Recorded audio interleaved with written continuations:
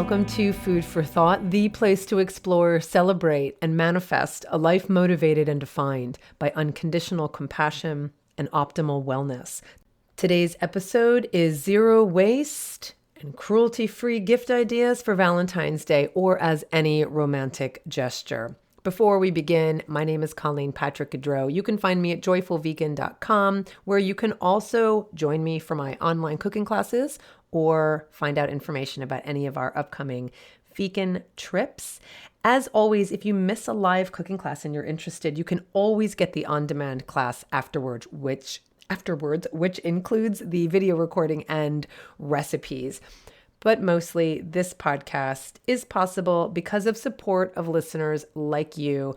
And you can join other supporters by going to patreon.com/Colleen Patrick-Goudreau to become a supporter. I quite literally could not do this without you. There are different levels with different perks. So thank you so much in advance for supporting this podcast, for subscribing to it, and for listening.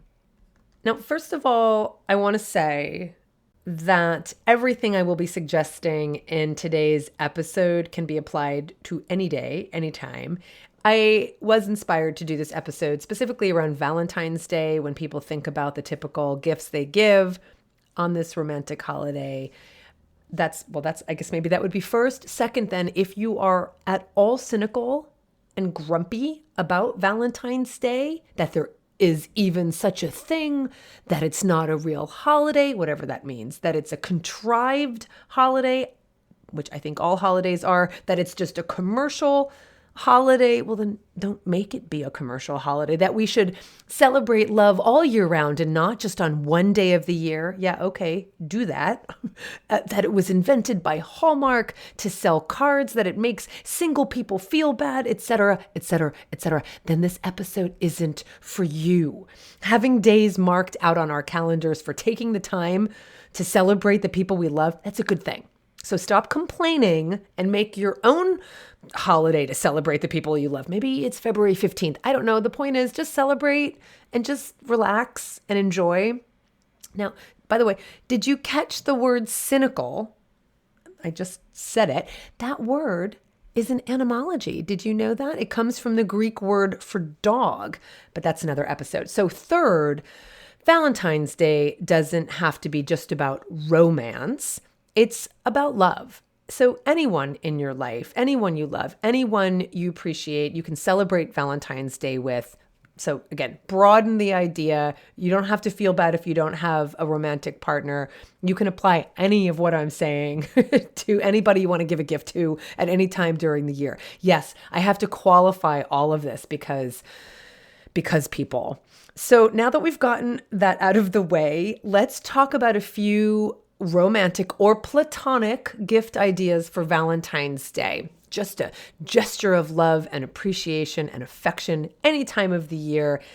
Gifts that are waste-free, cruelty-free, vegan, and meaningful. Number one, the first thing I think you're thinking of, survey says flowers would be the first thing we think of when we think of romance and Valentine's Day. But one thing to consider from a zero waste perspective, from a low waste perspective, from a sustainability perspective, is that growing flowers and shipping them all around the world has a huge carbon footprint. So one thing I would suggest is if you can find locally grown flowers where you are, that's going to be your best option, right? So look for in-season flowers from small growers in your area. Now, we live in California. Most of the flowers at our farmers markets, which we can go to anytime throughout the year, any given day of the week, frankly, there is a farmer's market near me. And most of those flowers come from local flower growers. And that includes in February. But not all of you live in California. So what are some other options? First of all, before you just give up or assume that there aren't any near you, you may be surprised to discover local growers. Even in February, they could be using greenhouses. So don't give up. Take a few minutes to research or ask around. Put it on the local listserv. Put it on your next door listserv, or use a website like slowflowers.com. It's taking a cue from the slow food movement. So Slow Flowers, the idea is it is a resource for the US, for Canada, to find local growers. And it's fantastic. And I actually used them and found a local flower designer near me that gets her flowers from local growers. So when I don't go to the farmer's market or don't want to go to the farmer's market, I am using this particular designer. Her flowers are absolutely gorgeous. They come from local growers and they deliver them by bicycle. That's ridiculous. I know it sounds so California, but it's true. She uses a bicycle delivery courier. And I love that. And when that's not possible, like today it's raining and I've ordered some flowers from her, she'll deliver it using her electric car.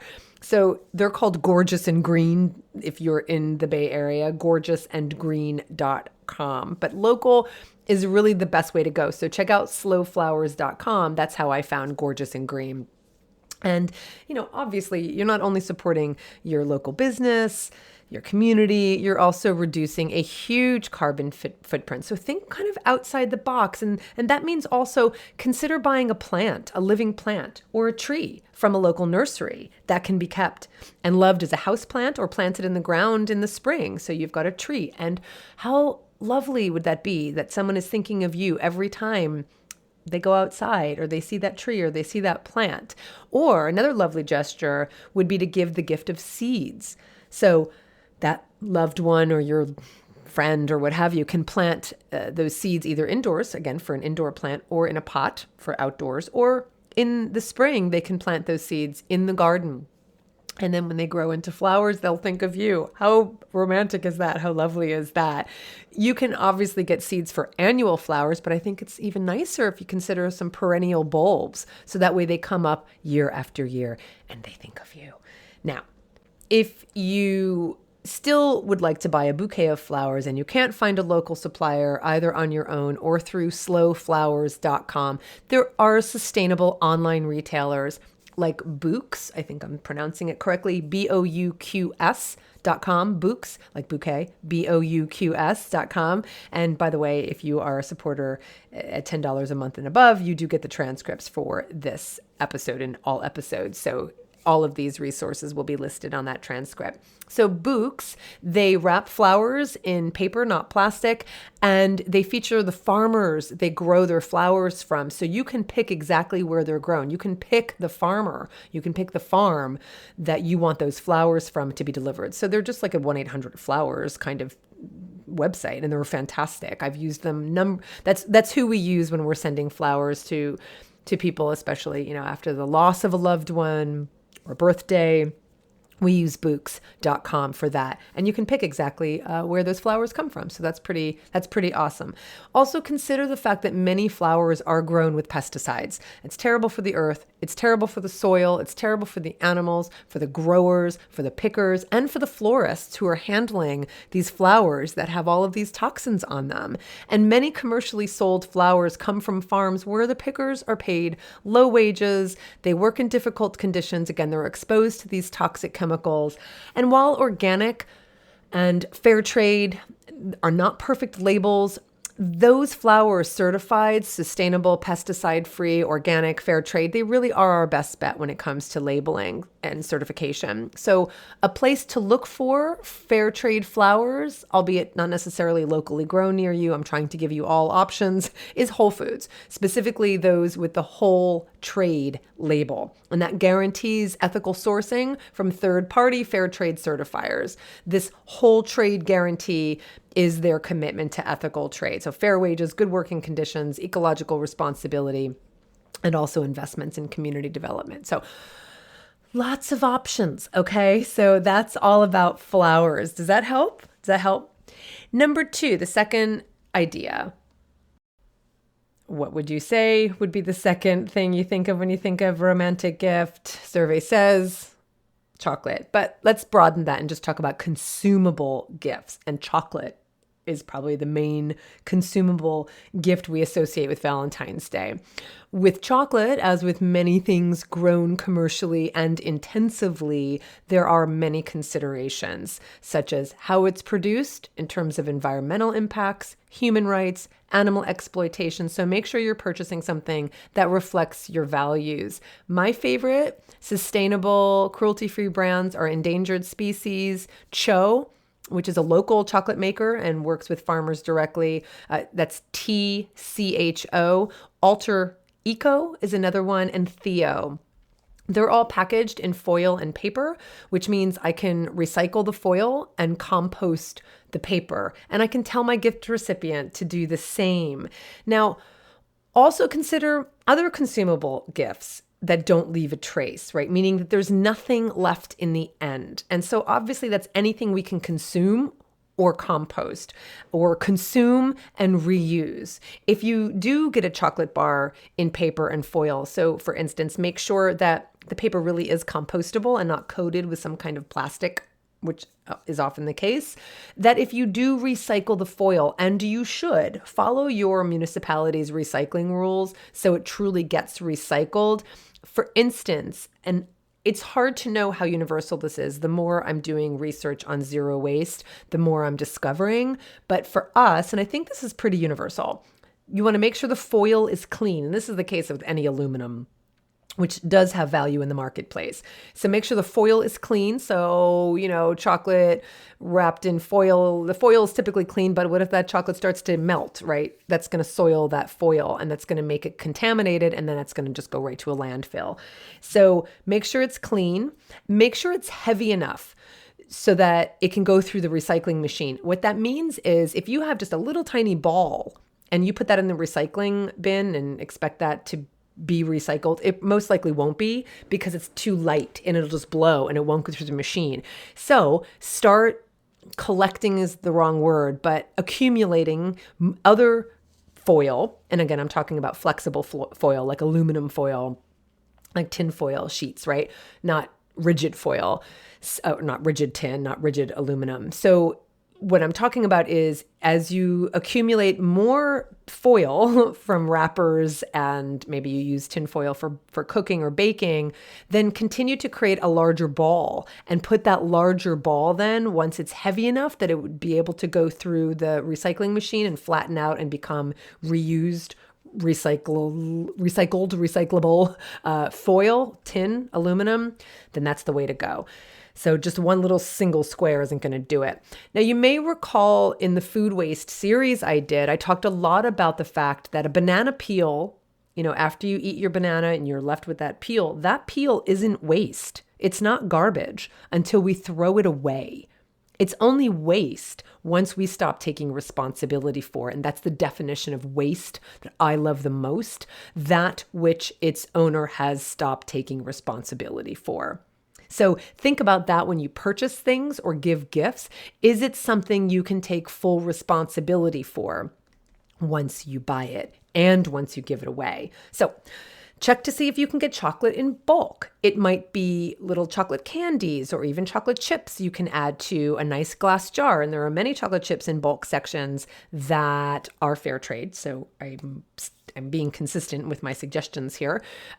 You could look for a tin of chocolate pieces, right? So a tin that could be used again and again. Many fair trade, sustainable chocolate manufacturers will sell their chocolates in a tin. What about getting cocoa powder in bulk? Or you can, and put that in a jar and give it as a gift to a friend or loved one, along with some sugar. And so now you are, encouraging them to make a hot cocoa mix, or you're giving a hot cocoa mix. So there's lots of things you can do that are given in glass jars, so no packaging at all. And glass and aluminum are the two materials I still purchase, still in a limited way, but those are two that I will purchase. And when I say a limited way, that's not entirely true, because my cat's food obviously comes in cans and I feed them every day. So I do buy aluminum frequently, but I really focus on those two materials when I make purchases. They're both still considered valuable in the marketplace, and they are properly recycled. Well, when we when we adhere to the rules, then they will be recycled. And so we'll talk more about that another time. But plastic is not. It's just really just try to avoid plastic as much as possible outside of kind of medical use plastic. So in that vein, and again, single use plastic, etc. So in that vein, you could also, in the vein of thinking of aluminum and glass, think about giving someone a beautiful bottle or tin of olive oil, of tea, wine, scotch, right? Or a mixology starter kit. So you give them a nice stainless steel shaker. You can give them a nice bottle, glass bottle of some liqueur, etc. So that's a lovely gift that they'll be able to use. So start collecting your own bottles and jars for such gift purposes. I love reusing whiskey bottles for homemade soy milk. That's one thing I often put my soy milk in, or my beautiful whiskey bottles. Many of the bottles are really beautiful. And when giving someone a gift in a glass container, give them ideas for how to reuse that glass. Most likely they'll have never thought of it. So there's some ideas for consumables. Number 3, homemade meals. Now, I'm obviously going to recommend homemade meals because there's nothing more personal than making a beautiful meal for someone that you shopped for, prepped for, and made yourself. And because I have over 500 recipes in my cookbooks to guide you, and of course the regular online cooking classes, I'm going to recommend homemade meals as a gift. It's so much more meaningful to cook a meal for someone, I think, over going to a restaurant. Now, as I record this, we are still in the coronavirus lockdown, pandemic, horror. So we're not going to restaurants right now, but we will eventually. And I think that will feel really good. I want to make sure that's clear, especially not having been able to go for so long. I think we're all really anxious to go, but I still love cooking at home, and I still love making a meal for my husband at home. You can find recipes, of course, in all of my books, The Joy of Vegan Baking, The Vegan Table, Color Me Vegan. Even in The Vegan Table, I have recipes and menus specific to like romantic meals. The Joy of Vegan Baking obviously has lots of sweet desserts. Color Me Vegan, you can focus on red foods for Valentine's Day. I talk about that in an episode on aphrodisiac foods. So check those books out. The 30-Day Vegan Challenge has wonderful recipes in it. And you can go find that episode on aphrodisiac foods here at Food for Thought. The 4th thing I would say outside of homemade meals would be handmade cards or notes, or just handwritten notes, right? So you can definitely get a commercial greeting card, but what can they say that you can't say yourself? Right? So if you already have, this is one of the things I've been doing in my zero waste endeavors, is I've gone through all those drawers I've had of like cards and blank cards and stationery, and I've organized them now in a couple different drawers.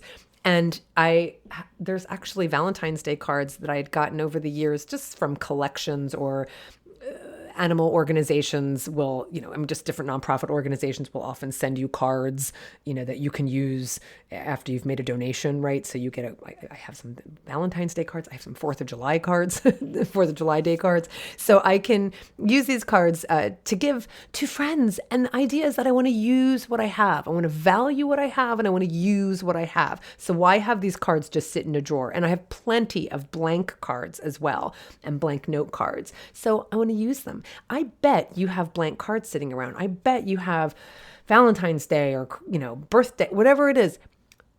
Get that note card. Or if you just want to just get a blank piece of paper and write a letter, a note, make a card.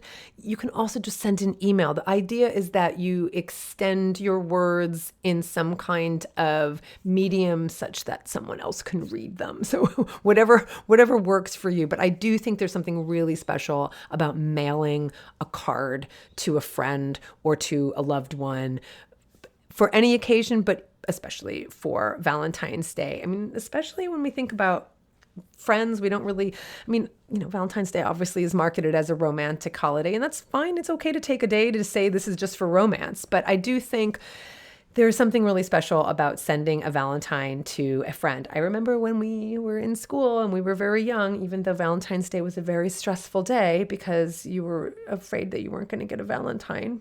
There was trauma definitely involved in that as well. But, we gave it to friends. We didn't just give Valentine's Day. And obviously, if we're in kindergarten, we don't have lovers, but you know what I'm saying. So one thing you can do is send a card to a friend.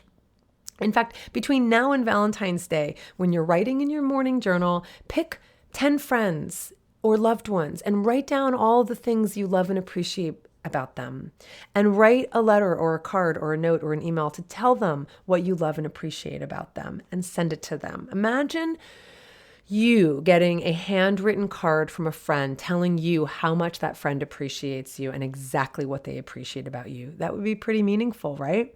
So consider that feeling you could give to someone else. That's number 4. And number 5 is, and I could even with number 4, I mean, we could go on and we could say, well, write a poem, for your loved one. Definitely do that. If you've been thinking of writing poetry or wanting to write poetry, or even if you just, maybe there's a romantic poem you already love that's already been written, maybe it's a Shakespeare sonnet, what have you, then also, you include a poem. But definitely writing a poem would be, it's not schmaltzy. Why would you get a poem from a Hallmark card but not write one yourself, right? So that's something you can do as well. So number 5 is experiences, not things. Now, in normal times, I would say go to the theater, go to a sports game, go to a bowling alley, go to the movies, go on a picnic. But, well, you can still go on a picnic or a hike or a walk, but these aren't normal times. So we won't be going to restaurants or theaters or sports games or bowling alleys or movies, but there are lots of ways to create experiences without buying things. Now, if you're in the same household, there are many things you can do. If you haven't already been doing them during the pandemic, do them now. Do them for Valentine's Day. Play a game. Turn off all of the phones, the social media, the computers. Just turn it all off and be fully present with each other. Play a game. Watch a special movie. Play trivia. Eat by candlelight. Dress up for dinner. Order takeout or delivery from your favorite restaurant. Your favorite vegan restaurant, or your favorite vegan dish from a favorite restaurant. Even if you don't decide to make dinner for yourself, still get something special from a restaurant. Make a photo scrapbook if you haven't done that already. I recommended that for a Christmas gift. Give each other a massage. Just sit down and talk. That's pretty romantic.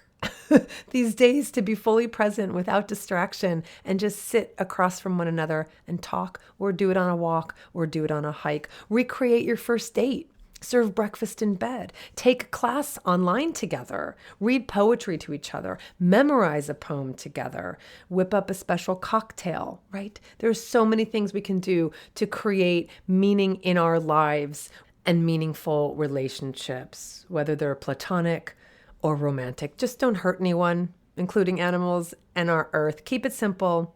Make it meaningful. Make it special. Make it something you will always remember. And I'd love to hear what you do. I want to hear your ideas as well. Remember, don't do nothing because you can't do everything. Do something, anything for the animals. This is Colleen Patrick-Goudreau. Thanks for listening.